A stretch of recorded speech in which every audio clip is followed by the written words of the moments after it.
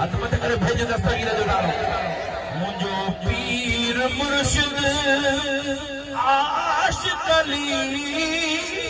अदात सुंदर बार है करहली औते अर्ज में ते सजल साथिया अल्लाह का तो या खादिम अजल रात रन के वजन के मिली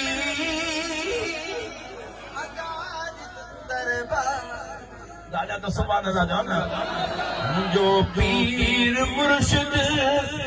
आशिक़ अली अदात सुंदर बार है करहली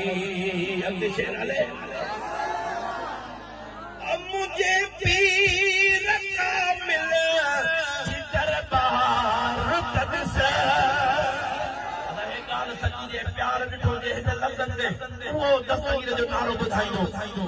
ओ नंदन ऐं वदन सां हली प्यार कद से ओ नंदन ऐं वदन सां हली प्यार कद से अरे पाए भाकुर सभिन खे खिली हथ मथे करे मुर्शिद जे प्यार जो हक़ अदा कर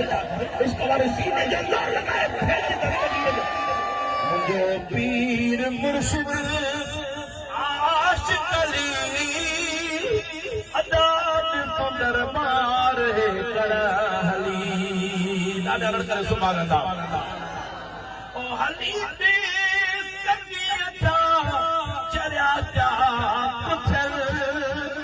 बीमार महन के किया था छुटल हाणे हे लफ़्ज़ जेकॾहिं सचा हुजनि त इश्क वारो नारो सॼी महफ़िल वारी रार कहाते सीने जो ज़ोर लॻाए दस्तगीर जो नारो ॿुधायो मतिलब भुल जे भाऊ औलाद अली हथ मथे करे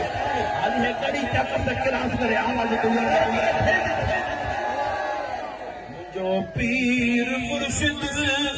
आशिक़ अली अदात सुंदर बार है करहली ॾींदो गुलामी ही ॼण फ़क़ीर लफ़्ज़ सच्चा हुजनि त पोइ दस्तगीर जो नारो ॿुधाए जेकर मुर्शिद जे संग दर नसीब छो सही त हे लफ़्ज़ ॿुधी करे पोइ दस्तगीर जो नारो ओ मुर्शिद जे संग के मिलियो दस्तगीर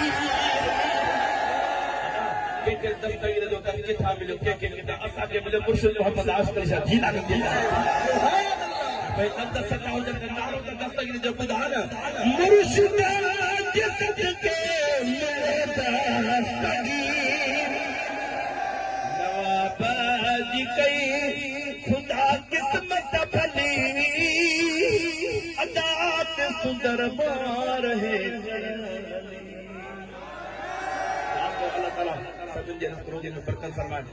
असांजे सरदार साहब साईं मुर्शिद रबर जी प्यारी दिलड़ी सरदार रहीम बख्श खान बोदार साईं जी अल्लाह ताला सेहत में बरकतूं अता फरमाए जेको मुर्शिद करीम जे बचन सां बि तमामु घणो प्यार फरमाईंदा हुन जा